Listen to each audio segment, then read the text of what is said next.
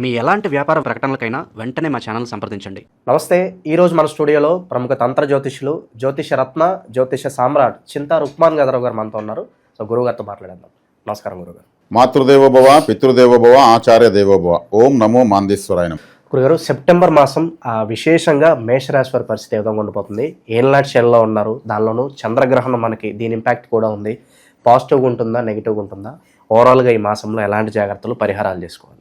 September మాసంలో మేషరాశి వాళ్లకు గ్రహ సంచారాలు గమనిస్తే రాశ్యాధిపతి సెప్టెంబర్ మొదటి వారంలోనే సప్తమ స్థానంలోకి వచ్చి రాశిని వీక్షించడం ఒక మొట్టమొదటి శుభ పరిణామం. అదేవిధంగా రాశికి పంచమాధిపతి అయినటువంటి సూర్యుడు పంచమము షష్టమంలోకి రావడం రెండవ శుభ పరిణామము. అదేవిధంగా ఈ రాశికి లాభస్థానంలో గ్రహణం జరగడము మూడవ శుభ పరిణామము.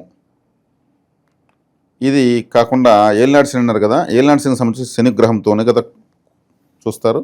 శని వక్రించి వెనక్కి వెళ్ళడము అదొక శుభ పరిణామము. ఇక బుధ శుక్రులు తీసుకుంటే 4, 5 స్థానాలపైన సంచరిస్తున్నారు. 5వ స్థానంలో కేతు ఉన్నాడు. 5వ స్థానంలో కేతు అంటే ఈ రాశి ప్రారంభమయ్యేది అశ్విని నక్షత్రంతోనే. దాని అధిపతి కేతు గ్రహమే. 5వ స్థానంలో ఉండడము వీళ్ళకు మంచిదే, తప్పేమీ కాదు. ఇలా చూస్తే గ్రహణము, చంద్రగ్రహణం ద్వారా బెనిఫిట్ పొందుతున్నటువంటి రాసుల్లో మొట్టమొదటి వరుసలో ఉన్నటువంటి రాసుల్లో మేషరాశి ఒకటి. ప్రస్తుతానికి ఏలినాటి శని ప్రభావం వీక్ అవ్వడము, రాశ్యాధిపతి రాశిని చూడడము, పంచమాధిపతి చక్కగా 6వ ఇంటికి వెళ్ళి ఆయన అక్కడ దిగ్బలాన్ని పొందడము, అదేవిధంగా లాభంలో రాహు ఉండడము, చంద్రగ్రహణం జరగడం. ఇక్కడ ఏదన్నా ఉంటే కాస్త ఏదైనా మాతృ సంబంధమైన అరిష్టం కాస్త ఉంటుంది. ఎందుకంటే చంద్రుడు 4వ ఇంటి వాడు, 4వ ఇంటి వాడు మాతృస్థానాధిపతి కాబట్టి వీళ్ళకు లాభంలో గ్రహణ సమయంలో చిక్కుంటున్నాడు కాబట్టి మాతృసంపరమైనటువంటి ఏదైనా కష్టము నష్టమైన కాస్తనాలతో ఉంటుంది. ఇతరత్రా చూసుకుంటే అన్ని విధాలా బాగుంది. ఇన్ని సానుకూల అంశాలు ఉన్నాయి ఈ మేషరాశికి. వీళ్ళకు ఎఫర్ట్ పెట్టడంలో వీళ్ళు మించడం లేరు. డిఫరెంట్ నాలెడ్జ్తో ఉంటారు, పరోపకారంగా ఉంటారు అని రకరకాలుగా మనం చెప్పుకోవడం జరిగింది. వీళ్ళకి ఈ విధంగా ఇన్ని రకాల సానుకూలతలు రావడం ఒక విధంగా అదృష్ట సమయం అని చెప్పచ్చు. ఎప్పుడు ఏలినాటి శనినే ఈ మధ్యకాలంలో హెడ్లైన్గా పెట్టుకుంటున్నారు. ఏలినాటి శని ప్రభావం ఇప్పుడు ప్రస్తుతానికి లేదు. వక్రం జరిగింది. వ్యయంలో వక్రం జరిగితే లాభం పైన ఉంటుంది. గ్రహం వక్రిస్తే ఆ తర్వాత వెనుకున్న రాశి పైన ప్రభావం ఉంటుంది. కాబట్టి దాని గురించి ప్రస్తుతానికి భయపడాల్సిన అవసరం లేదు. రాశ్యాధిపతి రాశిని చూస్తున్నాడు, అది ఇబ్బంది లేదు. కాబట్టి గ్రహానుకూలత సంపూర్ణంగా ఉన్నటువంటి రాశి మేషరాశి. ఈ రాశి వాళ్ళు ఏదైనా ప్రయత్నాలు చేసుకోవచ్చు. వీళ్ళు ప్రయత్నం చేస్తూనే ఉంటారు. ఒక చెప్పకపోయినా వీళ్ళు ప్రయత్నం చేస్తూనే ఉంటారు. కాబట్టి శుభవార్తలు వినేదానికి, కొన్ని విజయాలు పొందేదానికి, కొన్ని విజయవంతమైన కార్యక్రమాలు ప్రారంభించేదానికి అనుకూలమైన కాలంగా ఇప్పుడు ఇంకా రాబోయేటువంటి సంవత్సరం. రైతుల పరిస్థితి ఏంటంటారు గురుగారు? రైతుల పరిస్థితి బాగానే ఉంటుందండి. ఎందుకంటే రాశ్యాధిపతి రాశిని చూడడము, శని వక్రించి లాభానికి వెళ్ళడము, ఇక రవి అనుకూలంగా ఉండడము, ఇవన్నీ తీసుకుంటే రైతులు మంచి గిట్టుబాటు ధరలకు పంటలు అమ్ముకోవడము, మంచి పంటలు వేసుకోవడము, అవి చీడపీడల భారం ఎక్కువగా పడకుండా కూడా వీళ్ళకు బాగానే చేతికి వస్తాయి, దిగుబడి కూడా. సో ఈ టైంలో విదేశాలకు వెళ్ళడం కరెక్టేనంటారా? ఈ టైంలో విదేశాలకు వెళ్ళొచ్చండి. నెట్వర్క్ పెరుగుతుంది, విదేశ ప్రయత్నాలు సక్సెస్ అవుతాయి, విదేశాల నుంచి వీళ్ళకి ఏదైనా ఆఫర్స్ వస్తాయి. విదేశాల్లో ఉన్న వాళ్ళకు మేషరాశి వాళ్ళు ఉంటే పెండిళ్ళు అవుతాయి. ఈ మేషరాశిలో ఉన్న అమ్మాయిని కానీ విదేశాల్లో ఉన్న ఎవరికి ఇవ్వాలంటే ఇవ్వచ్చు, కొత్త సంబంధం అండి అలాంటైతే. కాబట్టి విదేశీ వ్యవహారాలు మాత్రం చాలా చక్కగా ఉన్నాయి, అద్భుతంగా ఉన్నాయి. ప్రలోభాలకు గురి కాకుండా సరైన నిర్ణయాలు తీసుకోగల సామర్థ్యం ఉంటుందంటారు ప్రస్తుతానికైతే? ప్రలోభాలకు గురి కాకుండా అంటే వీళ్ళు ప్రలోభాలకు గురయ్యే పరిస్థితి ఎక్కువ ఉంటుంది చిన్నప్పటి నుంచి మేషరాశి వాళ్ళు. ఎందుకంటే ఏదో సాధిద్దాము అనేటువంటి ఒక ఆలోచనతో కొన్ని నమ్ముతారు, మనకు మోసం జరగదు అని నమ్ముతారు. నమ్మి అక్కడ మోసపోతూ ఉంటారు ఎక్కువగా. అంటే అది ప్రలోభం కిందకి లెక్క అయిపోతుంది. మనమే అనవసరంగా ఆశపడ్డాము, జరగదులే అని అనుకుని మనం పోయాము, అది అలాగే అయ్యింది అనుకునేటువంటి రాశుల్లో మేషరాశి మొదటి వరుసలో ఉంటుంది. కాబట్టి ఇప్పుడున్న గ్రహస్థితి ప్రకారం వీళ్లకు చాలా సానుకూలంగానే ఉంది. అంచనా వేసుకోగలిగితే మాత్రం అన్ని కరెక్ట్గా కుదురుతాయి. సో ఇన్వెస్ట్మెంట్స్ పరంగా ఆచి తూచి అడుగులు వేస్తేనే బెటర్ అంటారా? ఇన్వెస్ట్మెంట్ల పరంగా వీళ్ళు మరి అంత జాగ్రత్త తీసుకోవాల్సిన అవసరం లేదు. కాస్త మెచ్యూర్గా ఆలోచించినా కొంచెం సక్సెస్ఫుల్గానే వర్కౌట్ అవుతుంది. ఇక వివాహాల విషయంలో ఎవరైతే పెళ్లి చూపులకు వెళ్తున్నారో ప్రత్యేకంగా ఏదన్నా సూచనలు జాగ్రత్తలు వాళ్ళ కోసం ఏమన్నా ప్రత్యేకంగా చెప్పదలుచుకున్నారా గురుగారు? వివాహ విషయంలో తీసుకుంటే ఈ రాశిలో ఉన్న వాళ్ళు ఇప్పుడు 25 నియర్ 30+ ఉన్న వాళ్ళకైతే అనుకూలం. ఎందుకంటే మేషరాశి వాళ్ళు ఎంత లేటుగా మ్యారేజ్ చేసుకుంటే అంత బెనిఫిట్స్ ఉంటాయి. అది కూడా మేనరికంలో చేసుకోకూడదు, లవ్ మ్యారేజ్ చేసుకోకూడదు. ఆ రెండు చేసుకున్నారంటే ఇంక మనం చెప్పిన రాశి ఫలితాలు వృధా.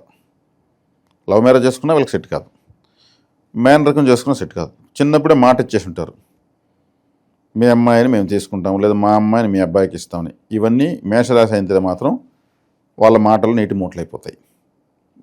కాబట్టి ఇక్కడ కొత్త సంబంధం చేసుకోవాలి, దూరపు బంధుత్వం చేసుకోవాలి, కొంచెం లేటుగా చేసుకోవాలి.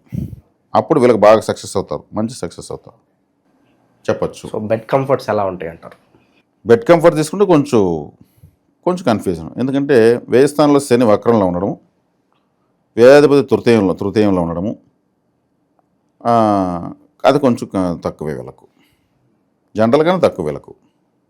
ఇప్పుడు ఈ సందర్భంలో చెప్పుకుంటే కొంచెం ఇబ్బందిగానే ఉంటుంది. ఇతరత్ర మిగతా అన్ని ఆర్థికంగాను, సామాజికంగా, వ్యాపారపరంగా ప్రయత్నపూర్వకంగా చేసేటువంటి పనుల్లో అన్నింటిలో సానుకూల అంశాలు ఉన్నాయి. సో విందులు వినోదాలు కావచ్చు, తీర్థయాత్రలు ఎక్కువగా ఎంటర్టైన్మెంట్ వైపు వెళ్ళే అవకాశాలు కనిపిస్తున్నాయి. ఎంటర్టైన్మెంట్ వైపు వీళ్ళు ప్రస్తుతం వెళ్ళరండి. ఎంటర్టైన్మెంట్ పార్ట్లో కేతు ఉన్నాడు. కేతు ఎంటర్టైన్మెంట్ కారకుడు కదా, ఆయన తలే లేదు. ఇంక ఎంటర్టైన్మెంట్ ఏం ఎంకరేజ్ చేస్తాడు, ఆయన చేయడు. ఇంకా తీర్థయాత్రలుగా ఉంటే వెళ్ళొచ్చు. కేతు 5వ ఇంట్లో ఉన్నాడంటే 5వ ఇల్లు అంటే మానసిక స్థానము, కులదేవతా స్థానం కాబట్టి ఈయన మోక్షకారకుడు కాబట్టి తీర్థయాత్ర చేసేందుకు బలం ఎక్కువ. తీర్థయాత్రల ద్వారా కూడా ఎంటర్టైన్మెంట్ చేయొచ్చు. అదే మనం బ్యాంకాకో గోవాకో వెళ్ళేటువంటి ఎంటర్టైన్మెంట్ మాత్రం పెద్దగా రావు. ఒకవేళ వెళ్తే కూడా ఏదైనా జలుబు జ్వరం చేయడము, వచ్చి ప్రయోజనం లేదని పరిస్థితి రావడం జరుగుతుంది. ఎందుకంటే తలలేని గ్రహం ఉన్నట్టు 5వ స్థానంలో ఉంది కాబట్టి. స్థిరాస్తులు కూడా కొనుగోలు చేసే అవకాశం ఎంతవరకు కనిపిస్తుంది అంటారు? సో దానికి సంబంధించిన ధనం అనేది అరేంజ్ అవుతుంది. స్థిరాస్తులకు సంబంధించి కొనుగోళ్ళు అనేవి చేసుకోవచ్చు. ఎందుకంటే ఇప్పుడు ప్రస్తుతానికి రాశాధిపతి లగ్నాన్ని రాశిని చూస్తున్నాడు. చంద్రుడు రాహువు లాభంలో ఉన్నారు. చతుర్థాధిపతి లాభంలో ఉండడంతో పాటు రాశికి భాగ్యాధిపతి గురువు చంద్రరాహును చూస్తున్నాడు. ఇదొక సానుకూల అంశం. కాబట్టి స్థిరాస్తి విషయాలు వీళ్ళు అడుగులు వేయచ్చు. ఆరోగ్యపరంగా బాగానే ఉంటుందంటారా?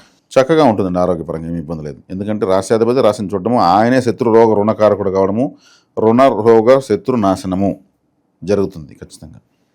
ఇక మనం ముందుగానే అనుకున్నట్లుగా వీళ్ళు చేసిన పనులు సఫలీకృతం అవ్వాలి, సక్సెస్ఫుల్గా పనులన్నీ పూర్తవ్వాలంటే ఎలాంటి పరిహారాలు చేసుకోవాలి గురుగారు? వీళ్ళకు ప్రయత్నం అనేటువంటిది కాలపురుష మొట్టమొదటి రాశి కాబట్టి, మొట్టమొదటి రాశే కాబట్టి ప్రారంభమేది ఈ రాశితోనే జ్యోతిశాస్త్రం కాబట్టి వీళ్ళు పుట్టుకతోనే ప్రయత్నాలు చేయడంలో వీళ్ళ మించిన లేరు. పనికొచ్చేదాన్ని ప్రయత్నిస్తారు, పనికిరాందాన్ని ప్రయత్నిస్తారు. అసలు వీళ్ళకి సంబంధం లేదని కూడా ఒకసారి దానికి ఇదేందో తెలుసుకుందామని ప్రయత్నిస్తూ ఉంటారు. అట్లా వీళ్ళు తెలుసుకోవడంలో, ఇన్ఫర్మేషన్ గ్యాదర్ చేయడంలో, ప్రయత్నిస్తూనే ఉండడంలో వీళ్ళ మించిన వాళ్ళు లేరు. వీళ్లకు ప్రయత్న స్థానము 3వ స్థానము, అది కూడా కాలపురుషునికి 3వ స్థానమే వీళ్ళకు 3వ స్థానం అవుతుంది. వీళ్ళది వచ్చి మొట్టమొదటి రాశి కాబట్టి ఆ రాశిలో నడి నక్షత్రం అనేటువంటి ఆరుద్ర వీళ్ళకు బాగా, ఆరుద్రం ఎంత యాక్టివేట్ చేస్తే అంత వీళ్ళు సక్సెస్ అవుతారు.